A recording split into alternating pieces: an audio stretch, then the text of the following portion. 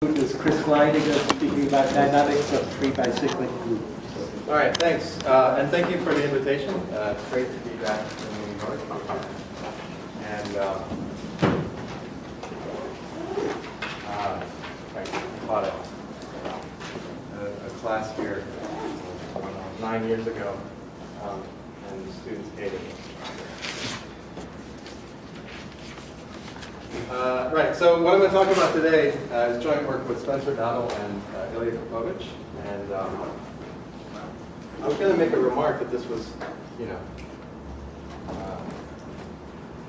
work on a couple of projects that were in my NSF proposal 2 years ago, since the program director is here.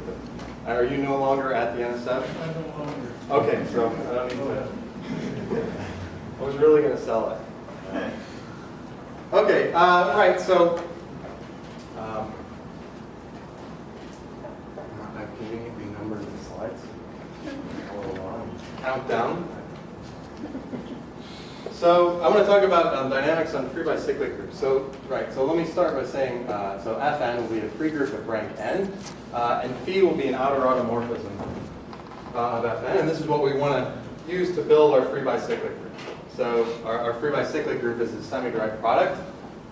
So Fn is semi-direct Z, where the action of Z on Fn is given by phi. So there's a natural homomorphism, or an obvious homomorphism of this onto Z, where you just kill Fn. We'll call that U naught. Rid of this later. So, well, in the case where H1 of this group, which I'm gonna use a lot of notation here, so H1 of G R, I'll just identify that with homomorphisms from G to R. When I have a class U, which is close to starting class U naught in cohomology, at least projectively, so that means the ray through U is close to the ray through U naught, I should say here that U naught, and U is also integral, so let's say primitive integral, so the homomorphism is onto Z. Then the kernel of this homomorphism is again a finally generated group, and in fact it's a finally generated free group, and some rank and a U. And using that we can rewrite G as a semi-direct product in another way. So the fact that it's finally generated, this is a result of Neumann, as long as you're sufficiently close, as long as U is sufficiently close to U naught. And then the fact that it's free follows from cohomological considerations in Mahaling's appearance-wise. So what's the goal of the talk? The goal is to describe the relationship between phi sub U, so I'll think of that as the monodromy for that splitting, and phi. I want to describe for geometry, topology, and dynamics of these two things and how they're related. So maybe the reason why you would expect there to be any connection at all comes from the situation of fiber hyperbolic three manifolds. And so the first half, at least half of the talk, is going to be sort of discussing the case of fiber hyperbolic three manifolds, what you can say about the analogous setup, and then I'll explain how you can do similar things for free-by-cyclic groups. Okay, so let's talk about fiber hyperbolic three manifolds. So first of all, where do fiber hyperbolic three manifolds come from? So you start with a pseudo-analysis homomorphism on your surface S. We've heard a lot about pseudo-analysis homomorphisms described as those mapping classes, so isotopy classes of homomorphisms that act by translation on the curve complex or on cyclomesh space. I'm going to describe them geometrically here and what it means to be pseudo-analysis. So I have my surface, there it is, and I have this homomorphism F. So what does it mean to be pseudo-analysis? It means that there is some additional structure on this surface which F preserves in some sense and interacts with very well. So what does that mean? So there's a picture of one of the measured foliations. So it's just a picture of the topological foliation. So it's a singular foliation. So you can see there I've got a couple singularities. There's a 3-pronged singularity and a 5-pronged singularity. And so the description of being pseudo-Nosov has to do with what f does to this picture, and we can say what what the action is on that picture locally. So there's a picture of the foliation near the non-singular point and near the singular point. Well, and I said there are 2 transverse foliations. I didn't draw the other one on there because I don't know, I can't. But here's the local picture near singularity for the 2 foliations. And then what does f do? Well, f stretches and contracts the measures. So if you like, here's a picture of the 2 foliations, and what does f do? So it just takes this picture and it uniformly stretches and contracts. And so if you like, you can think about these 2 measured foliations as describing coordinates, at least away from the singularities, to the Euclidean plane. And in those coordinates, the map f just looks like the affine map with derivative lambda 0, 0, lambda inverse. Okay, so that's what a pseudo-Nosov is. And this number lambda, so there are lots of different interpretations of what this number lambda is. One is just, geometrically this is what it's doing to the measures. You could also imagine turning these 2 transverse measures into a Euclidean cone metric on the surface, for which the leaves of the foliation are actually geodesics. And then what happens to a curve? Well, I could straighten the curve to a geodesic and I could start iterating the map f. And now it's just linear algebra. The curve is some concatenation of straight segments between the cone points. And f is acting linearly on those segments by that matrix. And so what's happening to the length? Well, under iteration, right, I'm just approaching the eigenvector for lambda, and eventually I'm just stretching exactly by lambda. So lengths of curves on this surface are being stretched by lambda eventually. And in fact, well, I said with respect to this Euclidean cone metric, but you can use any metric you want, and it's not too hard to see. Any 2 metrics in the universal cover are quasi-symmetric, and you can relate the length of a curve is the translation length in the universal cover. So when you take nth roots, the distortion is absorbed, and you just see this growth rate for an arbitrary metric. Okay, and that number is called the dilatation of f, or the stretch factor.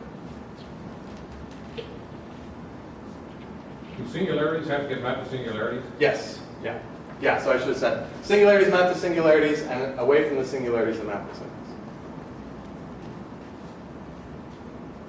Okay. So, well, the goal is to talk about fiber hyperbolic 3 manifolds. So let's construct the mapping torus. So I take my surface crossed with an interval, and I glue the top to the bottom by f.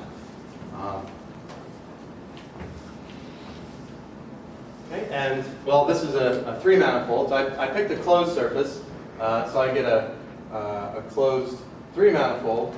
And Thurston tells us that being pseudo-Nosov, or f being at least homotopic or isotopic to a pseudo-Nosov, tells us that the 3 manifold emits a hyperbolic metric. It looks like H3 mod gamma. So in some sense, the hyperbolic metric isn't going to play much part in what I'm going to talk about, although it's nice to sort of realize it's there in the background. Okay, so remember on the first slide I had the free-by-cyclic group, and I had this homomorphism to Z. So geometrically, here, this is realized by a fibration over the circle. So I'll explain more about the connection with the algebra later. But you should just think, here I have this surface crossed an interval, I glued the top to the bottom. Well, that obviously admits a map to the interval where I glued the top to the bottom. But at the interval, the top glued to the bottom is the circle. So that gives me a fibration over the circle. And the induced map here from this fibration, so call that U0. So that's a homomorphism from pi 1 of m to pi 1 of S1, which is Z. So that's an integral homomorphism. And if you like, with the identification of hom pi 1 m with let's say, singular cohomology, this is a Poincare dual of S.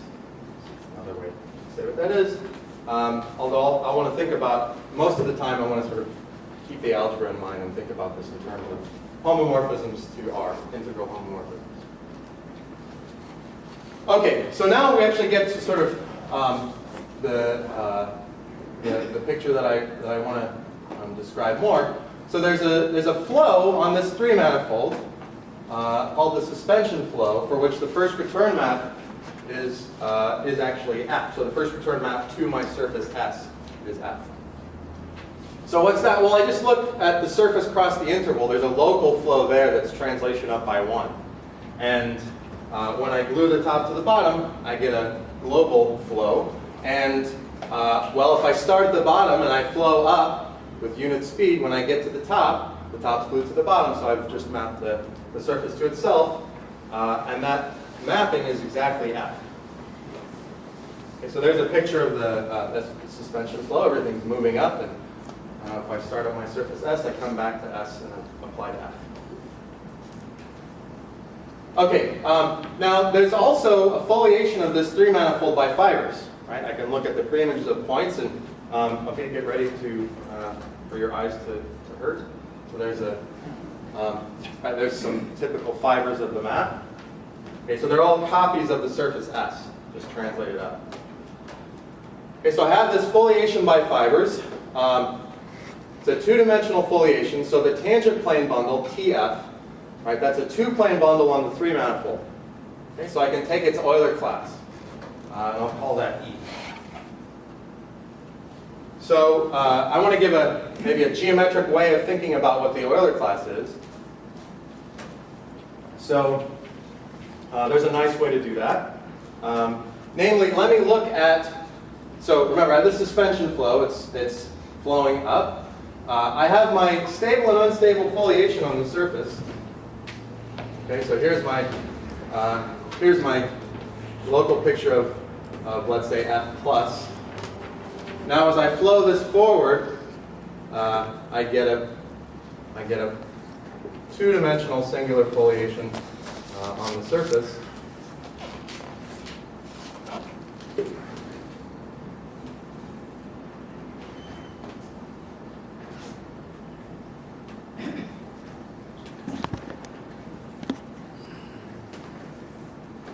So there's sort of a picture of what I get. Okay, and then if I take my singular point, well, the singular points are mapped to themselves by F. And so if I flow forward, the singular point flows from the bottom to the top. And when it gets to the top, it's mapped to some other singular point. So there's a picture maybe of, so when I flow the bottom to the top, maybe this singular point gets mapped over here, this one over here, so they're permuted. So I get a closed orbit of the suspension flow through the singular points. And all the singular points map to themselves, so I get some finite set of closed orbits. Okay, and they're oriented by the flow, so I can think of those as one-dimensional homology classes. And then the Poincare dual of this Euler class is given by this nice little formula.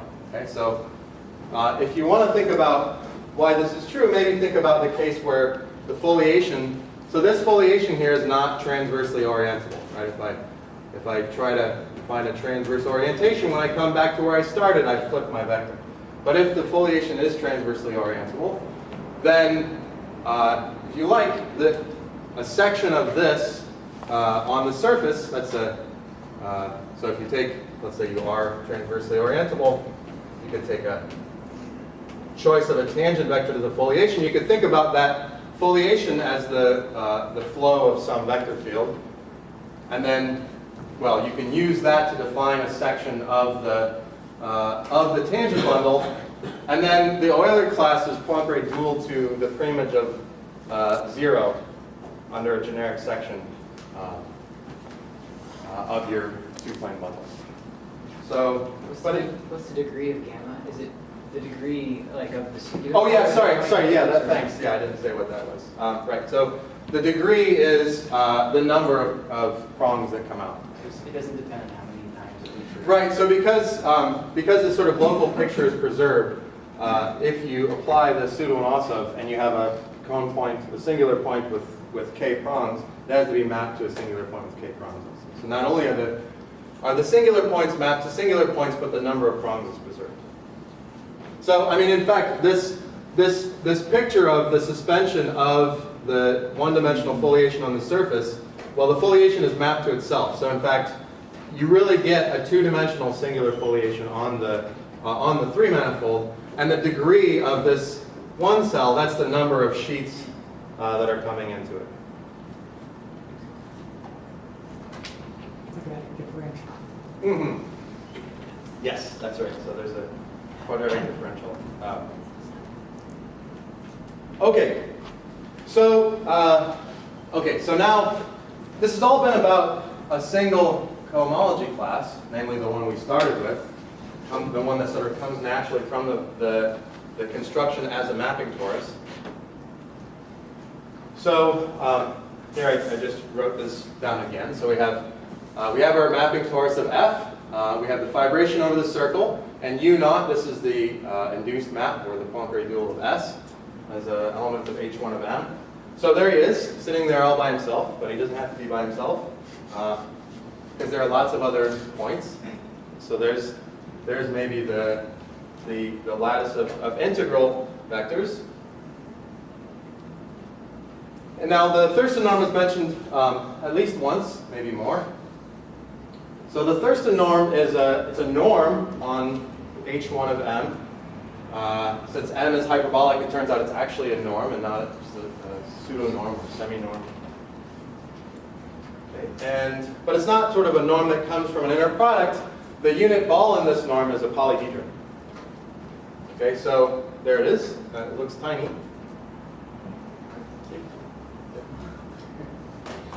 Okay, so there's the unit ball. Let me blow it up so you can see it bigger.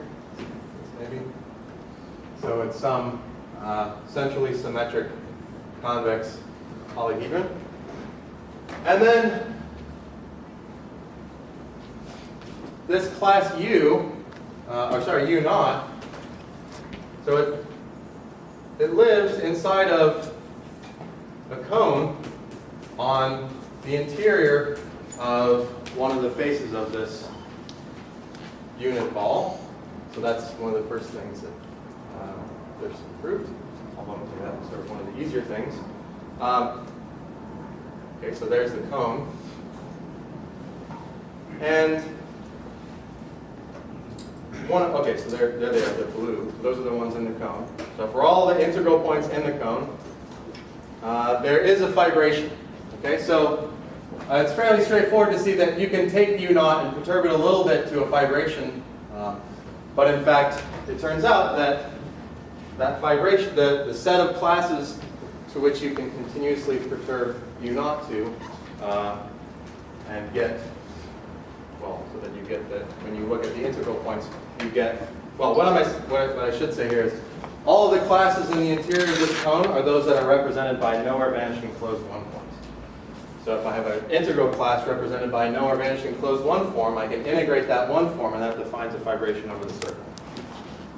Okay, so that cone is really the set of classes represented by nowhere vanishing closed one form, and in particular, the integral classes in there are all represented by fibers of a fibration. So really, there's some finite number of, well, there's some number of faces of this unit ball, so that either everything in the face corresponds to all the integral classes are dual to fibers of fibration, or none of them are. So those are the ones for which they all are. Those are the fibered faces. So here, this guy is a fibered face, and I don't know, maybe one of the other ones is. Okay, so the first part is that this norm really encodes a lot about which classes correspond to fibers in a fibration. And not only that, but actually the norm, when you evaluate the norm, this is the way to define it, when you evaluate the norm in one of these integral classes, you're just getting the absolute value of the Euler characteristic of the fiber. Okay? But another way to say what that is in this case is the norm is just given by the negative of what you get when you pair with the Euler class. Okay? So pairing any integral class u inside of that cone with the Euler class gives you the Euler characteristic of that fiber, and that's also the negative of the norm. Okay? Now, what Fried showed is that this, remember the suspension flow that we had on the three manifold? So here we have the suspension flow.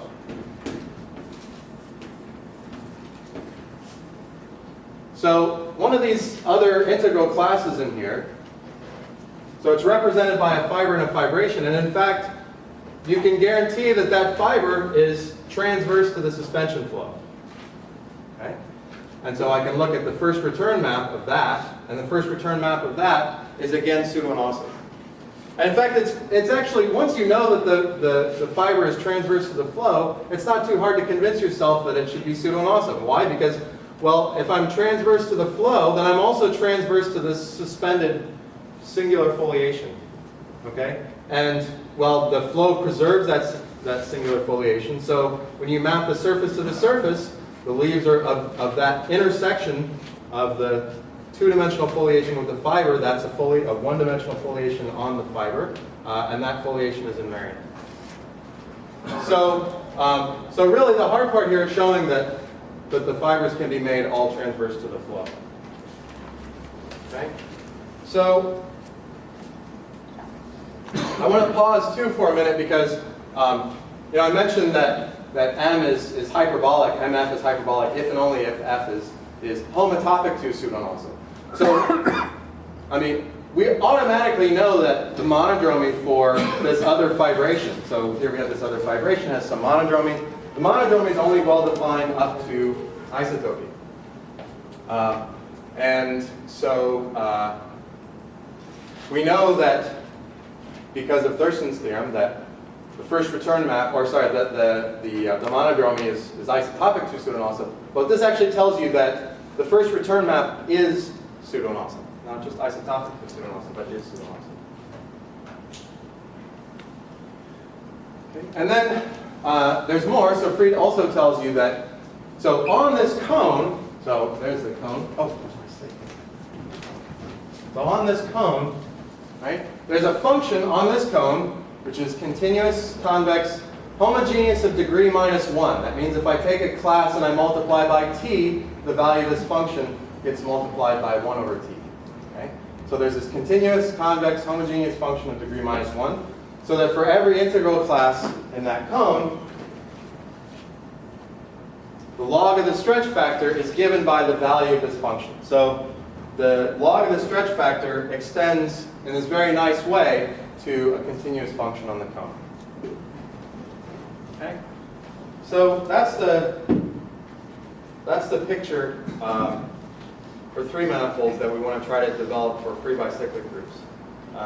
And let me just say, there are other proofs of this, the existence of this continuous function due to Ertel, long Ertel, Matsumoto, McMullen. Okay. Oh, right. Before I talk about sort of the free-by-cyclic case, let me say one application of this that was observed by McMullen. So, suppose I have some compact subset of the cone. Okay, so what does that look like? So I have some compact subset, and then I take the cone over that compact subset. So that lives entirely in this cone C. So C was, remember, an open cone. So the points in R plus of K aren't allowed to go to the boundary of C. So as long as this compact set, say, has non-empty interior, then I'm getting infinitely many primitive integral classes inside of here.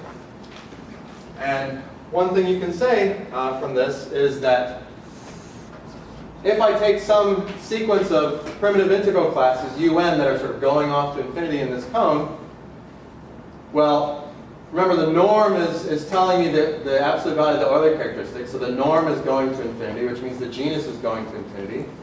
Okay? And so what's happening to log lambda? So this was the stretch factor, the dilatation. Well, but this was also the restriction of this continuous homogeneous of degree -1 function. So as I go out, it's going down, right? And in fact, the function h, so if I take the function h and I multiply by what I get by pairing with the Euler class, that's the absolute value, or the norm if you want. So this function, well, it's continuous, it's built from continuous functions. This is homogeneous of degree -1, this is homogeneous of degree 1, it's linear. And so this is constant on rays, right? So the value of this function, the value of this function on that cone is bounded by the value on k, which, because it's continuous, is bounded. So that tells us that this function is bounded over all integral classes inside of here. Okay? So, but over all integral classes, right, I'm seeing the genus going to infinity, which means that the log of the stretch factor must be going to 0 like, going to 0 like 1 over the genus, 1 over the absolute value of the other character.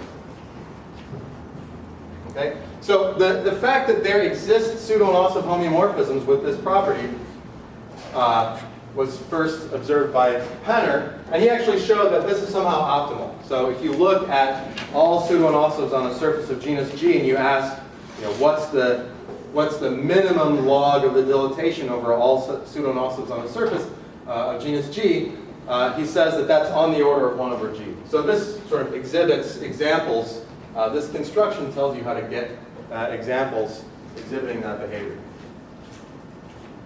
And this particular construction was described by McMullen. And I just mentioned this because I'm shameless. So there's sort of a converse to this as well. So this was joint work with Benson, Farb, and Dan Margulis. All the pseudo-anosovs for which this log of the dilatation is at most a constant over G, they all essentially come from this construction. Well, after you drill out these closed orbits to the singular points. So I don't want to dwell on that. But I should say that Agol gave another proof of this, which gives you even more information about these drilled manifolds. Okay. 5 out of 17, and we're halfway down. Okay, this is easy. This is just some quick group theory. Okay, so let's think about the picture I've described so far in terms of group theory. So pi 1 to the 3 manifold. Well, that's surfaced by cyclic group, and so we can think of it as semi-direct product defined by F star. And in fact, the 3 manifold M is really it's determined by F star as an outer automorphism of pi 1. So we really didn't need the pseudo-anosov homeomorphism itself. All we needed was the outer automorphism. And that's because out pi 1 of S is isomorphic to the extended mapping class. That's not quite true, but you can have different mapping classes as mapping-torus. Yeah, so M is determined by F star. So F star isn't determined by M. Yeah. Okay. Okay. So we have an outer automorphism, and now what does it mean to be represented by a pseudo-anosov? Well, there are some obvious necessary conditions. So because the length of a curve under iteration grows like lambda, and lambda is bigger than 1. We know that there can't be any periodic conjugacy classes, or non-trivial periodic conjugacy classes. And in fact, that's if and only if. So this is Thurston's, part of Thurston's classification of mapping classes. And that's also if and only if this semi-direct product is word hyperbolic. So there's an alternative proof that if you have no periodic conjugacy classes, then your word hyperbolic due to Best-Fine combination theorem. But it's a consequence of the fact that the closed three manifold is hyperbolic. That its fundamental group is word hyperbolic. So that just means delta hyperbolic or some delta. We've seen that definition several times. Okay, and what's lambda f? So if you like, you can just think of pi1 of s as a finally generated group, and then you have its word metric, and you can ask how word length is affected by iterating f star, and lambda f just gives you the growth rate for word length. Okay, so one more fact to relate the topology to the group theory due to Stallings says that if I have an integral class in H1, then this is induced by a fibration over the circle if and only if the kernel is finally generated. And in that case, the kernel is the fiber group. So, okay, so this gives us some idea about how all of the, well, at least some of the things that we talked about so far are related to just pure group theory, or geometric group theory. Okay, so now for free groups. So I just sort of combined a bunch of things together. So this is due to Best-Fine, Brinkman, and Best-Fine and Handel. So if I have an outer automorphism now of a free group, Fn. What are the mysterious numbers? 7, 17? That's what slide I'm on. 7 out of 17. Ah, okay. This was proved in July of 1917. Hopefully not an autism. But the thing is, the previous slide was from June of. I mean, all these things were done in 1917. It's really even our kernel. Okay, so there are two ways of thinking about this condition for being pseudo-anossive in terms of outer automorphism. No invariant conjugacy class. So there are two ways to think about that for a surface. So one condition on a homeomorphism is that up to isotopy there's no invariant simple closed curves, let's say up to powers. Or you could say there's no invariant proper incompressible subsurfaces up to powers. And, well, the boundary of the subsurface would give you a curve, which is invariant or at least periodic. And so those two things are really the same for a surface. Now in the free group case, so we have non-trivial periodic conjugacy classes. These are like invariant curves. And then non-trivial periodic free factors. These are like invariant subsurfaces, sort of. Okay? So both things you might be inclined to sort of call those the analog of having a pseudo-anossive representative. But they're different, it turns out here. So in some sense, you can just think about both of them. Think about when both of them are satisfied. But I'll state it there, which is somehow related to a more general situation. Anyway, you should think about this as sort of the analog of the Thurston classification, at least a special part of it that I mentioned. So the atoroidal assumption really tells you that when you look at the free-by-cyclic group, then it's word hyperbolic. Okay, so being atoroidal is equivalent to being word hyperbolic. And then being fully irreducible, this is telling you that phi is represented by something like a pseudo-anossive. So what's the analog of a pseudo-anossive here? Well, the one that we're going to take and seems to be most popular is an irreducible train track map. So I need to tell you what that is. I'll do that by an example. Okay, so here's a picture of a graph map. Okay, so here's a graph gamma. And now I want to describe a map from this graph to itself. So if I had a map from this graph to itself, which sent vertices to vertices, so I think I'll put that down. So I have a graph. I'm going to identify pi1 of the graph with Fn. Being represented means that this map is a homotopy equivalence and it induces the automorphism phi. Okay? So this is just what it means for an automorphism to be represented by a graph map.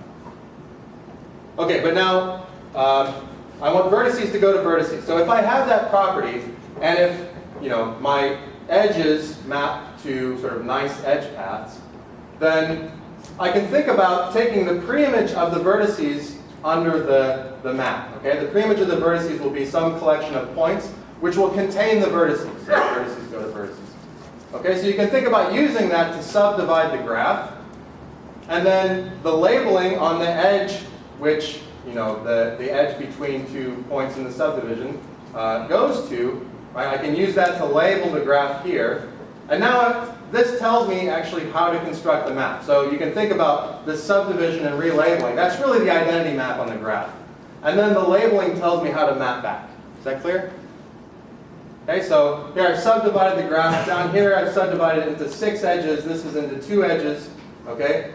And then I label this guy B and this guy A, and this is D and A and BA, D, BA, C.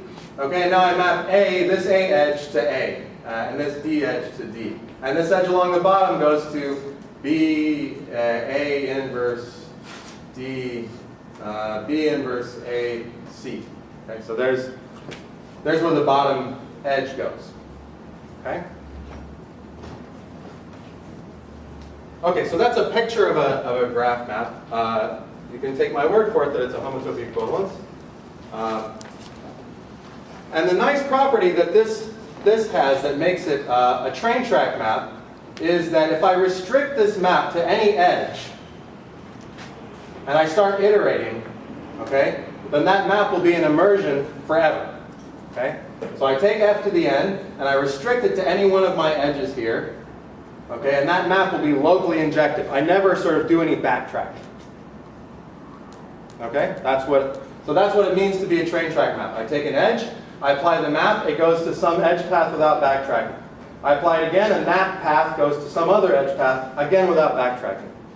Apply again, no backtracking, no backtracking. Okay?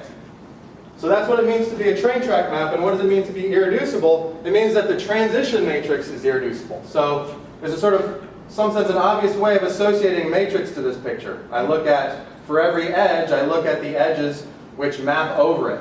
Okay? And that gives me a matrix indexed by the edges.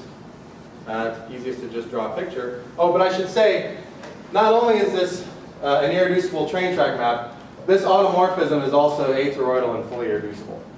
And there are lots of examples of these that were constructed by Clay and Bennett. Okay, so what's the matrix? So here's my graph map again. So the transition matrix records. So how many times does A map over A? Well, A goes to D. It doesn't map over it at all. How many times does A map over B? Well, it maps over it once. How many times does A map over? And I'm not counting orientation here. So this is a positive integral matrix. How many times does it map over D? It maps over it twice. It maps over C once. Okay?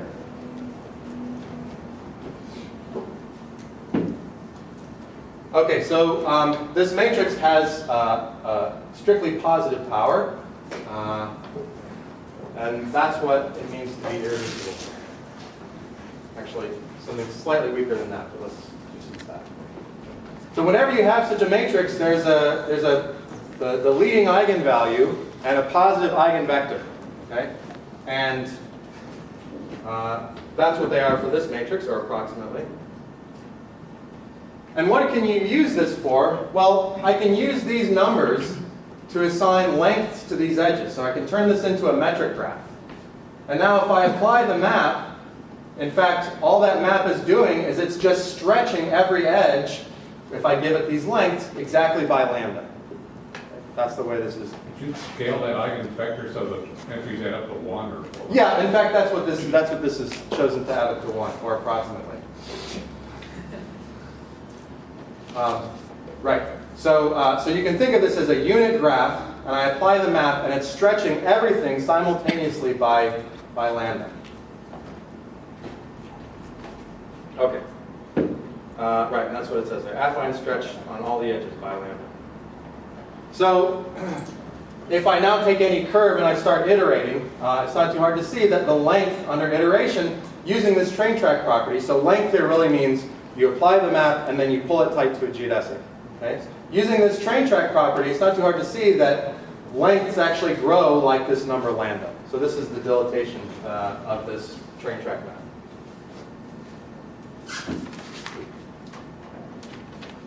And let me just say also, this only depends on the outer automorphism, not on f, nor on the metric or the curve.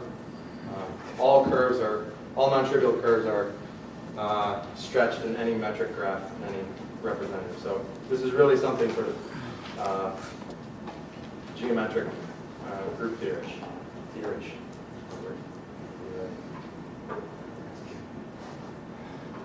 Okay, so 17 minutes.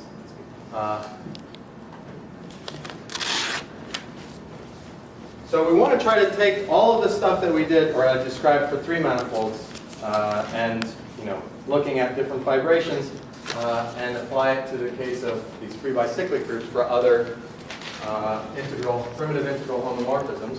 So we need we want some geometric object, and the idea comes from branch surfaces in 3 manifolds, and in particular dynamics on branch surfaces. So there's a lot of names attached to this. Bob Williams, these templates. So when you leave the world of 3 manifolds, there's been some work on this as well, using these sort of ideas in 2 complexes and dynamics on 2 complexes. And in particular, work of Coauthors and unpublished thesis of the student of Lee Mosier, Wang. So let me just sort of say what's the idea here. So I'm going to start with my outer automorphism of a free group, and I'm going to build from this outer automorphism of a free group, and actually from more data associated to this, but I'm going to build this triple. So what's x phi? So that'll be a polyhedral 2 complex, and it'll be a kg1 for this free-by-cyclic group. Okay, so I'm going to build this 2 complex, and then I'm going to build a semiflow on this. So in the 3 manifold case, right, the first return map of our suspension flow, that was our monodromy. And the monodromy was the starting homeomorphism, and it was a homeomorphism, right? For our graph maps, they're just homotopy equivalences. So we don't expect there to be any kind of a flow, right? Because a flow is invertible, and first return maps would be invertible. So instead, we're going to have a semiflow, which just, well, what's a flow? It's an action of R. So a semiflow is an action of semi-R, R plus.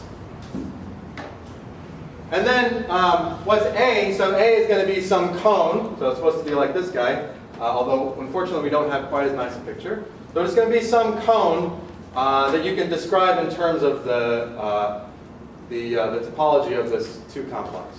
Okay? And again, it'll be an open convex cone. And then finally, this starting class, right? So given phi, remember there was this homomorphism from here to z. That was called U0. So we have U0, which goes from G, who's our Fn Z.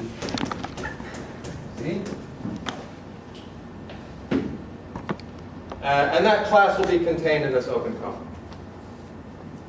So the first theorem, this is, in some sense, the work of Coauthors and Wang also they also build a 2 complex, a semiflow, and a cone. So in some sense, our construction is just another construction of this kind of object. It won't be until later that we see where our construction, the advantages come in. Okay, so again, I'm going to fix this outer automorphism. I build these things somehow. I'll tell you later.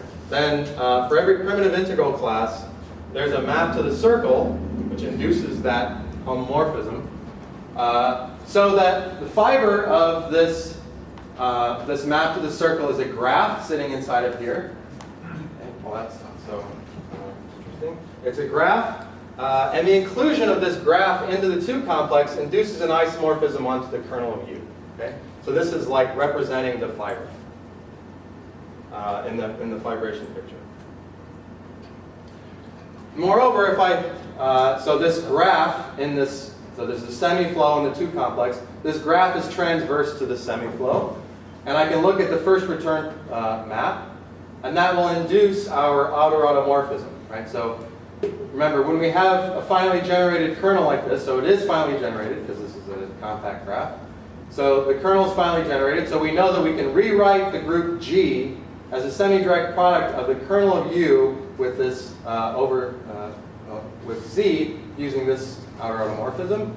And the point is that this outer automorphism is induced by this first return map. And then, well, you can also calculate the Euler characteristic of this by pairing with a particular class. It's something like the Euler class. And in particular, it has a similar form. Okay, so this should look just like the expression I wrote down before.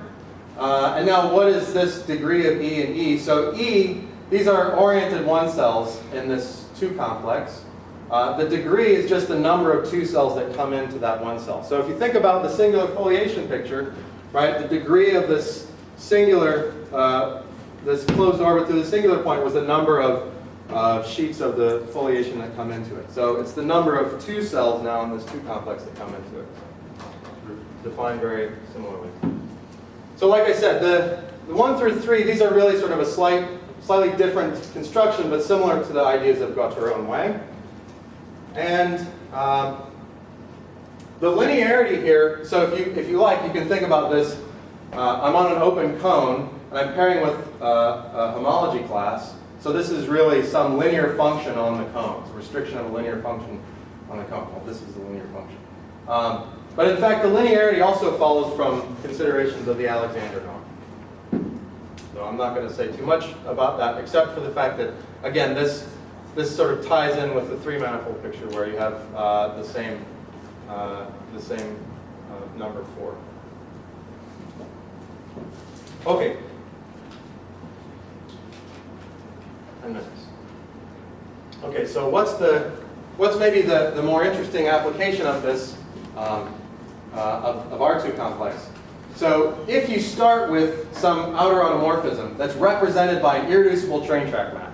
Okay, so for example, if it were atoroidal and fully irreducible, okay, but let's just say for now it's represented by some irreducible train track map. And then I build this 2 complex, the semiflow and the cone. Then, okay, well I sort of say things maybe slightly different order. There's a continuous, convex, homogeneous of degree -1 function, so the same kind of thing, defined on this cone, so that for every primitive integral class, well, that should say U should be primitive integral in A.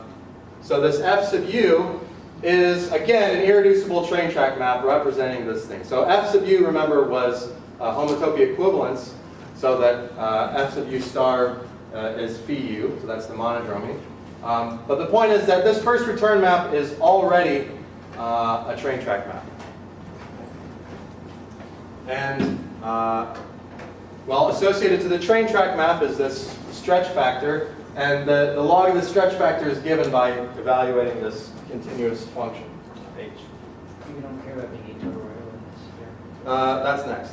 So if phi is, if you started with something that happened to be fully irreducible and atoroidal, then phi sub U is again fully irreducible and atoroidal. Okay. Is there questions on the statement?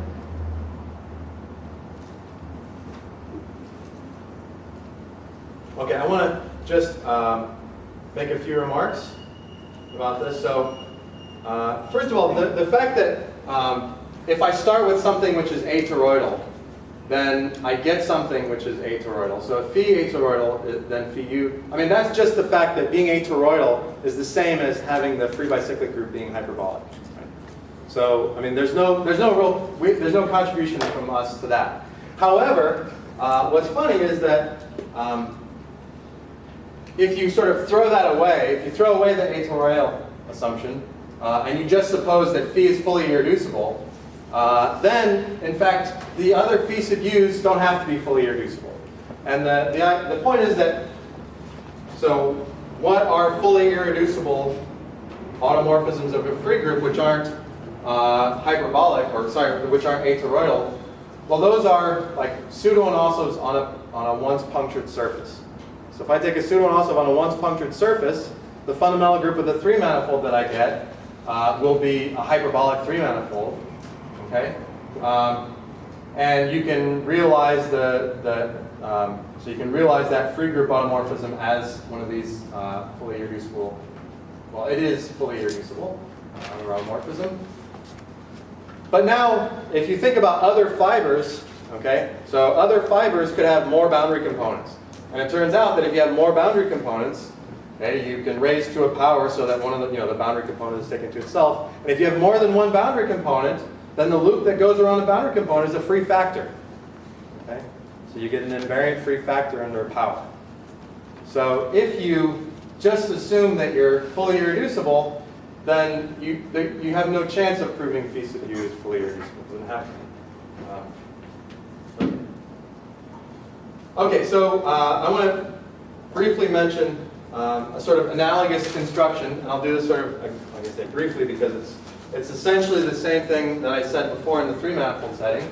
So I start with now a compact subset of this cone, and I take the cone on that compact subset. And for exactly the same reasons, because of the homogeneity of H, this is degree -1, and pairing with this is degree 1, the product is constant on rays, and you get the same conclusion that the monodromies for these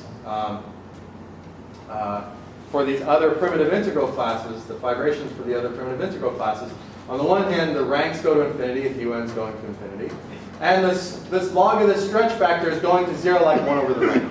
Okay? It's the exact same reason.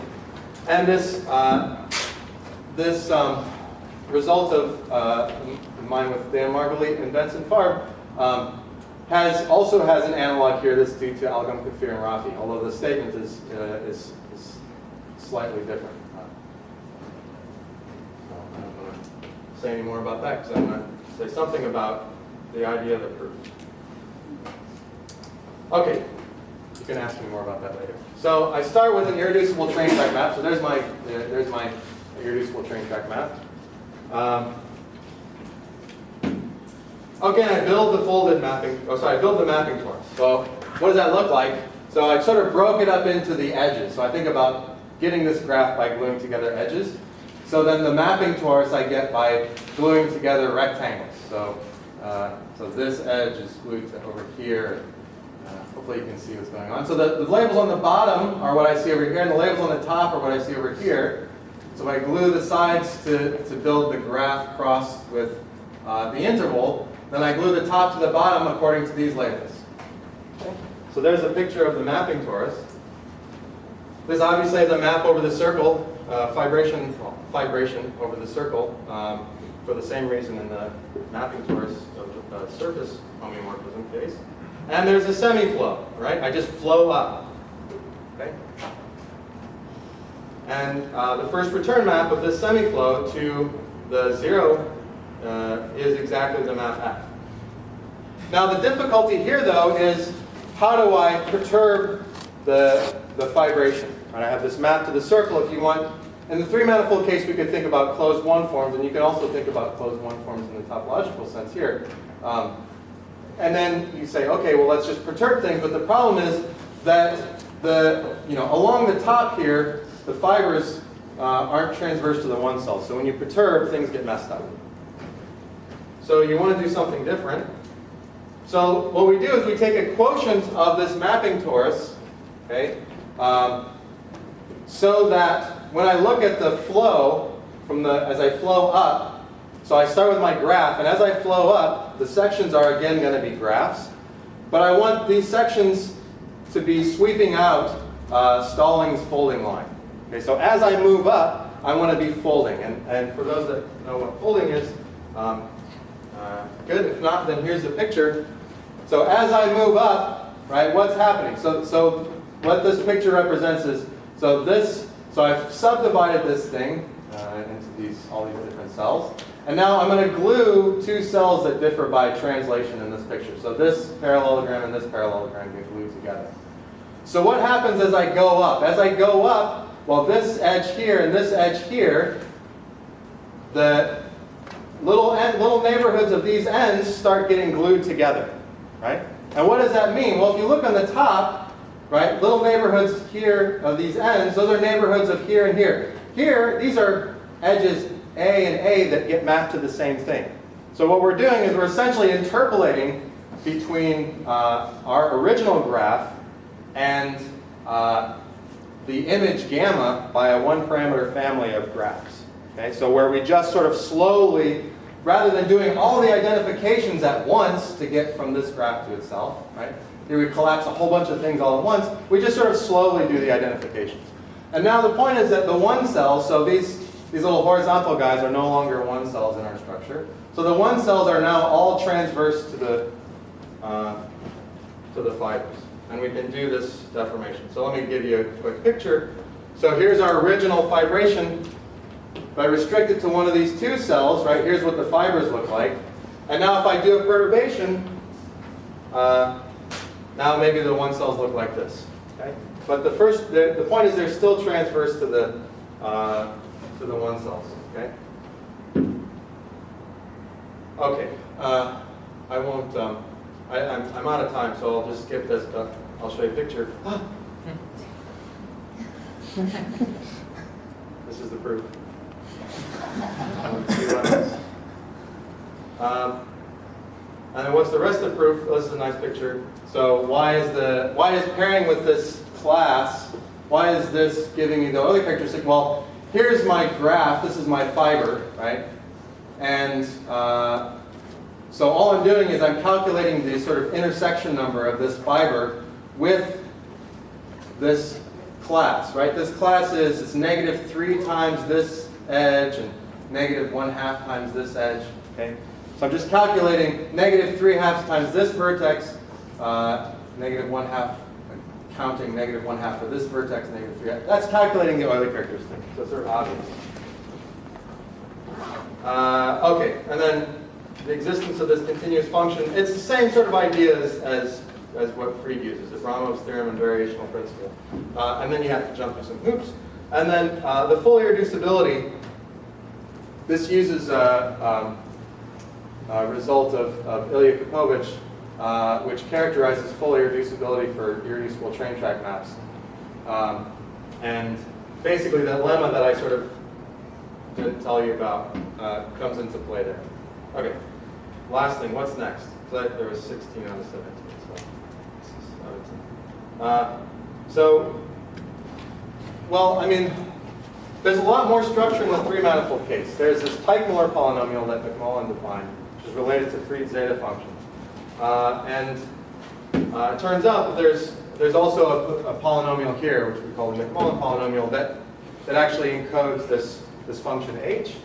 And so this was independently discovered by Algam, Zafir, Hironaka, and Rafi. So we're both sort of writing this up right now. There are other sort of geometric structures associated to this folded mapping torus that relate the dynamics to the geometry, other stuff. Anyway, thanks.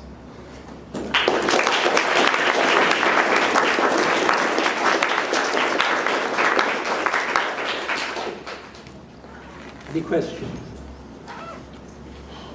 Any times that you use this folded structure, you use kind of zero structure? Well, okay, so this sort of geometric structure that I mentioned here, we don't know how to get a cat zero structure. I mean, so in fact, what you get is on the two cells, each of the two cells, well, you get a structure which is hyperbolic on the two cells. But they're not glued along totally geodesic things. So it's a lot like the Baum-Slug-Solitar picture of hyperbolic planes glued together. So yeah, it doesn't. I don't see how to get sort of cat zero structure. Yeah. Is the path that you take define some nice path in outer space? That's a good question. So for the original fibration, you're following a geodesic in the Lipschitz metric. So it looks like the singular solved metric in the three-manifold case, where you're following a Tycho geodesic. In general, we don't know, and probably it's not, and it has to do with the fact that you're sort of folding things that sometimes you're folding a lot, and sometimes you're not folding as much. So at least the sort of units, so what you can say is that, so in fact this metric that we described here, so in the special case where you have an integral, primitive integral class, the metric restricts to a metric on the fibers, and as you flow forward, you're stretching, you know, with unit speed, you're stretching exactly by whatever h tells you to stretch by. So you know, that seems like it's telling you that what you're really seeing is a, you know, a Lipschitz path. But these don't all have unit volume, right? So you may be stretching some, you know, and shrinking the volume and then stretching. So anyway, we don't know. Maybe they're like reparameterized Lipschitz paths or something. Any other questions? Let's thank Chris again.